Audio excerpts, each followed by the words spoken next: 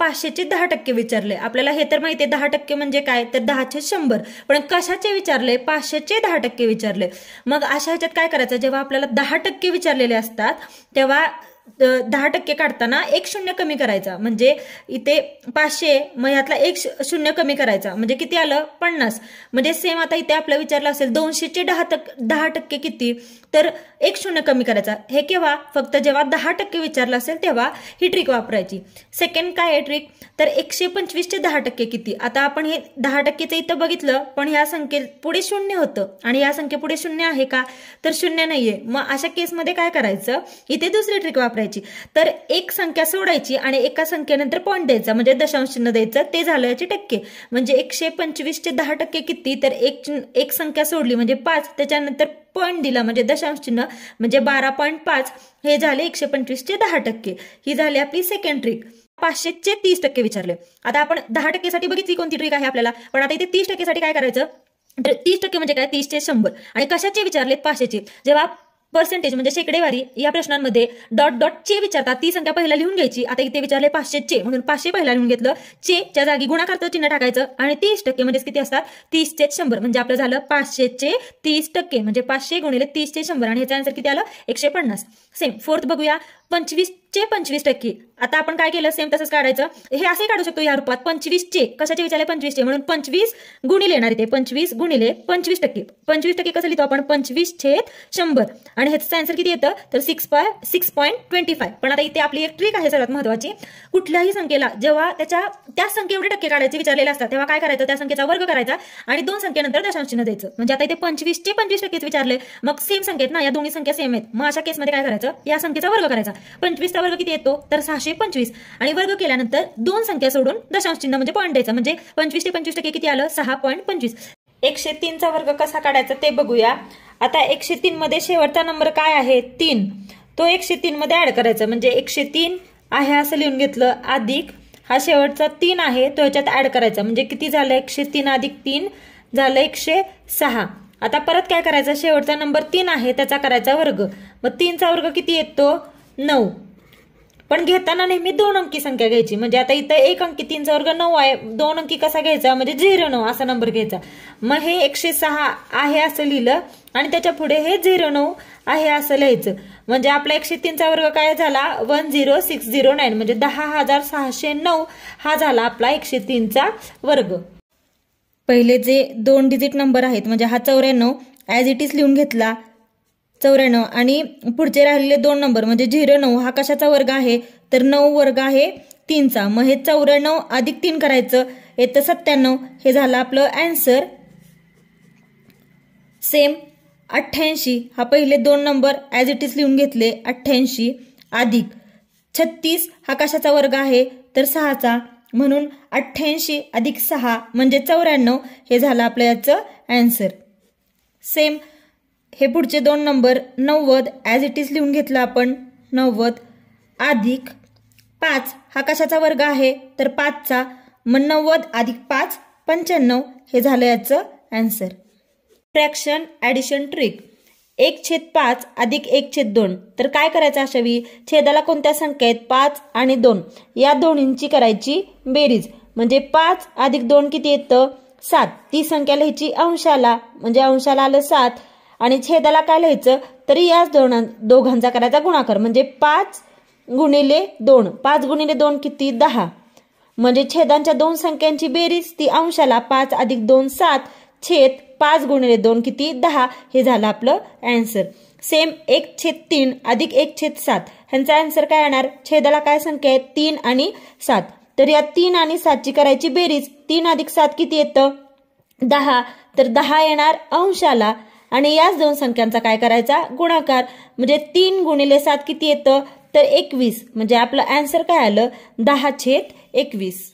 5 - 1 करायचं, किती येतं, 4, आणि हे आलेलं 4 या 9 मधून वजा करायचं, मग 9 - 4 किती येतं, तर 5, म्हणजे 4 आणि 5 म्हणजे 45, हे झालं आपलं याचं आन्सर.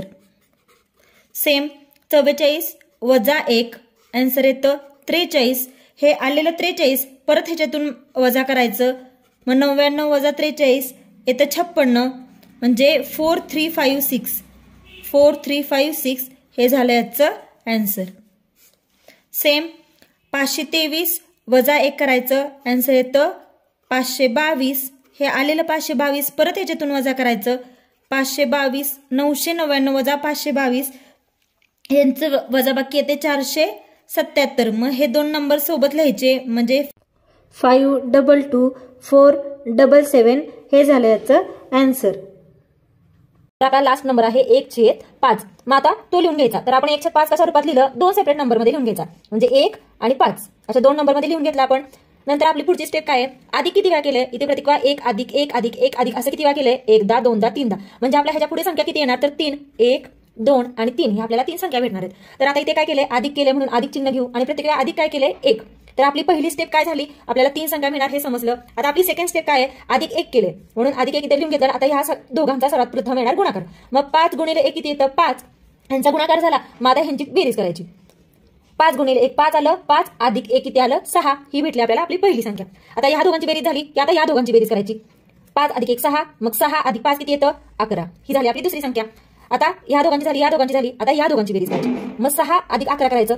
6 अधिक 11 किती येतं, तर 17. ही झाली आपली तिसरी संख्या. म्हणजे आपला हा पहिला नंबर झाला, हा झाला आपला सेकंड नंबर आणि हा झाला आपला थर्ड नंबर. आणि तेच आपल्याला आन्सर भेटलं. तर आपल्या शेवटच्या दोन संख्या कुठल्या आहेत, 11 आणि 17. तर आपल्याला माहिती आहे जी पहिला संख्या असते ती असते अंशाला आणि दुसरी येते छेदाला. म्हणजे आपला आन्सर काय आलं इथे 11/17. इथे दोन टर्म आहेत ए आणि बी आणि आपल्याला त्याचा स्क्वेअर विचारलाय. तर आपल्याकडे एक फॉर्म्युला आहे a plus b square equal to काय असतो, a square plus twice a b plus b square. मग आता इथे ए आणि बी काय, तर ए म्हणजे एक्स आणि बी म्हणजे 1/x. सेम व्हॅल्यू या फॉर्म्युलामध्ये टाकू तर काय येईल, 1 + 1/x चा square equal to x square plus twice 2 × x × 1/x plus 1/x चा स्क्वेअर. आणि हे सॉल्व्ह करूयात.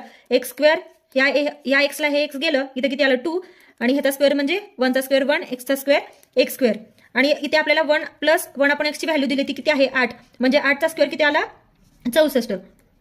आणि हे +2 आहे, इकडे गेल्यावर मायनस होईल, म्हणजे 64 - 2 इक्वल टू किती येणार, x square plus 1/x square. म्हणजेच 62 equal to x square plus 1/x square. आणि आपल्याला व्हॅल्यू काय विचारले, तर x स्क्वेअर प्लस 1/x स्क्वेअरची व्हॅल्यू विचारले, म्हणजेच आपली व्हॅल्यू किती आली 62. पहिली संख्या गुणिले दुसरी संख्या इक्वल टू मसावी गुणिले लसावी. तर कंडिशन काय दिली आपल्याला या क्वेश्चन मध्ये, काय दिलंय, पहिली संख्या दिली. पहिली संख्या किती दिली आहे 120 आणि दुसरी संख्या आपल्याला काढायची. मग 120 गुणिले x मानूया दुसरी संख्या इक्वल टू मसावी गुणिले लसावी. मसावी किती दिला येते 360 गुणिले लसावी दिलाय 360 आणि मसावी किती दिलाय 15. म्हणजेच काय, पहिली संख्या गुणिले दुसरी संख्या बरोबर मसावी गुणिले लसावी किंवा लसावी गुणिले मसावी. देअरफॉर हे 360 गुणिले 15 करूयात तर हे किती येतं 5400. आणि हे 120 इकडे मल्टिप्लाय आहे, इकडे गेले डिवाइड होईल, म्हणजे x ची व्हॅल्यू किती आली तर 45. एवढी इझी ट्रिक आहे. म्हणजे दुसरी संख्या कुठली, तर दुसरी संख्या आहे 45. पण जेव्हा विषम संख्यांची सरासरी विचारलेली असते क्रमशः, म्हणजे पहिल्या 5 असं विचारले ना, तेव्हा जो दिलेला नंबर असतो, म्हणजे इथे नंबर काय दिलाय 5, जो नंबर असतो तीच असते त्या विषम संख्यांची सरासरी. म्हणजे इथेच आपलं उत्तर एका विदिन सेकंद आपल्याला भेटलं की पहिल्या 5 विषम संख्यांची सरासरी काय, तर 5. तर पहिल्या 5 विषम संख्या कुठल्या, विषम संख्या कोणत्या आहेत, 1 नंतर येते 3 नंतर 5 नंतर 7 आणि नंतर कुठली येते 9. म्हणजे ह्या झाल्या आपल्या 5 विषम संख्या पहिल्या, म्हणजे 1 3 5 7 आणि 9. आता बघूया त्यांची सरासरी काढूयात. सरासरी कशी काढतो, दिलेल्या सर्व संख्यांची बेरीज करतो, म्हणजे 1 अधिक 3 अधिक 5 अधिक 7 अधिक 9 भागिले किती संख्यांची बेरीज केली आपण, 1 2 3 4 5 तेवढ्या संख्येने भागणार आपण. म्हणजे 3 अधिक 1 झालं 4, 4 अधिक 5 अधिक 7 अधिक 9 ह्यांची बेरीज किती येते तर 25. म्हणजे 5 आणि 3 8 आणि 1 9, 9 9 18, 18 अधिक 7 झालं 25 भागिले किती 5. मग 25 ला 5 ने भागलं तर उत्तर किती येतं 5 आणि तेच आपला आन्सर आहे. दोन संख्या विचारलेल्या असतात तेव्हा काय करायचं, त्याच्यासाठी एक सोपी इझी ट्रिक आहे. तर गुणोत्तराच्या ज्या संख्या असतात त्या संख्येला दिलेल्या मसावीने गुणलं की तर त्या दोन संख्या मिळतात. म्हणजे जर गुणोत्तराला मसावीने गुणले तर त्या दोन संख्या मिळतात. इथे गुणोत्तर काय दिलंय तर 10/12, तर ते लिहून घ्यायचं गुणोत्तर 10/12. आता या गुणोत्तराला कुठल्या संख्या, म्हणजे या दोन्ही संख्या आहेत याला कशाने भाग जातोय का, तर या दोन्ही संख्येला 2नी भाग जातोय. मग 2नी जर भाग घालवला तर हे काय येईल 5/6. म्हणजे 2नी 10ला भागलं तर 2 × 5 = 10 आणि इथे किती येईल 12ला 2नी भागलं तर 6. म्हणजे 5 6 हे आपलं अतिसंक्षिप्त रूप झालं, म्हणजे इझी फॉर्म मध्ये करून घेतलं आपण. आता हे जे इझी फॉर्म आले किंवा हे जे गुणोत्तर आले, या गुणोत्तराला दिलेल्या मसाविनी म्हणजे मसावी किती दिल्या 15, तर या दिलेल्या मसाविनी गुणायचं म्हणजे त्या दोन संख्या मिळतात. तर 5 ला गुणायचं 15 आणि 6 ला गुणायचं 15. तर आन्सर किती येईल, तर 75 आणि इथे किती येईल 90. म्हणजे 75 आणि 90 या आपल्या झाल्या दोन संख्या. पहिल्यांदा 1 ते 10 पर्यंतच्या संख्यांची बेरीज विचारलंय, तर ट्रिक कोणती, शेवटचा नंबर काय आहे 10, 10च्या निम्म काय असतं 5, तो 5 नंबर ऍज इट इज लिहायचा आणि परत अजून एकदा तो रिपीट तोच नंबर लिहायचा, म्हणजे 55 ही झाली बेरीज. सेम 100च्या निम्म किती येतं 50, मग 50 अजून एकदा लिहायचं, म्हणजे 1 त्या 100च्या संख्यांची बेरीज किती, तर 5050. परत काय विचारले 1000 पर्यंतच्या संख्यांची बेरीज विचारले, 1000च्या निम्म किती 500, मग पहिल्यांदा 500 लिहायचं आणि हाच नंबर अजून एकदा रिपीट करायचा 500, म्हणजे ही झाली 1000 पर्यंतच्या संख्यांची बेरीज. अंश समान असतील तर कसं ओळखायचं, समजा 11/17, 11/15, 11/21 अशा आपण 3 नंबर घेतलेत. तर याच्यामध्ये काय आहे, अंश समान आहेत 11 11 11. जर अंश समान असेल तर उलटी कंडिशन आहे, अंश समान जर असेल तर ज्याचा छेद मोठा, जर छेद मोठा असेल तर तो अपूर्णांक असतो सर्वात लहान, आणि जर छेद लहान असेल तर तो अपूर्णांक असतो मोठा.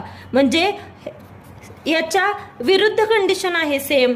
म्हणजे जर आता इथे समजा अंश समान आहे सगळे 11 11 11 आणि यातला आपल्याला मोठा अपूर्णांक विचारलाय कोणता, तर काय बघायचं, सर्वात छोटा कोणती संख्या आहे अंशाला 15, म्हणजे 17 15 आणि 21 मधली सर्वात छोटी संख्या आहे 15, म्हणून मोठा अपूर्णांक कोणता, तर 11/15. आणि सर्वात लहान अपूर्णांक कोणता, तर अंशाची सर्वात मोठी संख्या 21, म्हणून जी लहान स्टारच्या जागी कोणता अंक येईल हा वारंवार विचारला जाणारा प्रश्न आहे. तर यासाठी सर्वात सोपी ट्रिक आहे ज्याने 2 सेकंडमध्ये आन्सर येतं. काय करायचं, समान अंक विचारले 2 जागांचे, जेव्हा समान अंक विचारलेले असतात तेव्हा काय करायचं, सर्वात पहिला फरक बघायचा, फरक किती दिलाय 69,930, यातला पहिला नंबर बघायचा, पहिला नंबर काय आहे 6, मग 6च्या पुढचा नंबर काय येतो 7, तर 7 ही नेहमी या स्टारच्या जागी येणारा अंक असतो. केव्हा, जेव्हा समान अंक असतात आणि तेव्हा फरकच्या पुढचा अंक म्हणजे ही स्टारच्या जागी येणारी संख्या, म्हणजे इथे 6च्या पुढे काय आहे 7, म्हणून आपलं स्टारच्या जागी येणारा अंक कोणता, तर 7, ऑप्शन नंबर 1. सर्वात मोठा अपूर्णांक कोणता विचारलाय, अशा एक्झाम्पलसाठी एक सर्वात सोपी ट्रिक आहे, ती ट्रिक यूज करायची. 2 आणि 3 मध्ये गॅप कितीचा आहे, म्हणजे यांची वजाबाकी किती 1. सेम 5 आणि 7 मध्ये गॅप कितीचा आहे 2चा, म्हणजे 5 6 7 2चा गॅप आहे. 8 आणि 11 मध्ये कितीचा गॅप आहे 3चा, आणि 11 आणि 16 मध्ये गॅप कितीचा आहे 5चा. सर्वात पहिला गॅप काढलं, आता काय करायचं, अंशस्थानी ज्या संख्या आहेत त्याच्या पुढे 0 लावायचं. प्रत्येक अंशस्थानी संख्येच्या पुढे 0 लावलं की हा जो गॅप आहे या गॅपने या 20ला भागायचं, म्हणजे 20/1. याचा आन्सर किती आलं 20च येणार. सेम 50/2 करायचं, याचा आन्सर किती येणार 25. तसंच 80/3 करायचं, याचा आन्सर किती येणार 26. आणि 110/5 करायचं, याचा आन्सर किती येतं 22. आता या ज्या आलेल्या संख्या आहेत या संख्येतली सर्वात मोठी संख्या कोणती 26, म्हणून आपला सर्वात मोठा अपूर्णांक कुठला, तर 8/11 हा आपला झाला सर्वात मोठा अपूर्णांक. सेम घातांक असणारे प्रॉब्लेम कशा प्रकारे सॉल्व्ह करायचे, तर इथे सर्वांचा घातांक सेम आहे, म्हणजे 2ची पॉवर 20 सेम आहे, म्हणून एकदाच आपण कॉमन लिहूया 2चा घातांक 20. मग ब्रॅकेटमध्ये काय येणार 1, कारण सगळ्यांची पॉवर सेम आहे म्हणून 1 येणार, 1 अधिक इथे पण 1 अधिक इथे पण कॉमन काढले 1 अधिक 1. मग आता हे कसं सॉल्व्ह करायचं, 2चा घातांक 20 2⁻20 आणि 1 अधिक 1 अधिक 1 किती अधिक 1 4. इथे काय आहे या दोघांमध्ये गुणाकार आहे, म्हणजे 2चा घातांक 20 गुणिले 4. 4 आपण कसं लिहू शकतो 2⁻2 म्हणजे 2चा वर्ग 4 असतो, म्हणून या स्वरूपात आपण लिहू शकतो. आपल्याला इथे घातांकांचा नियम माहितीये, गुणाकारात घातांकांची काय होते बेरीज होते, इथं गुणाकार आहे म्हणून या दोघांची बेरीज होणार, म्हणजे 2चा घातांक इथं काय येणार 20 अधिक 2, म्हणजे आपला आन्सर काय आलं 2चा घातांक 22. हे झालं याचं सिम्प्लिफिकेशन.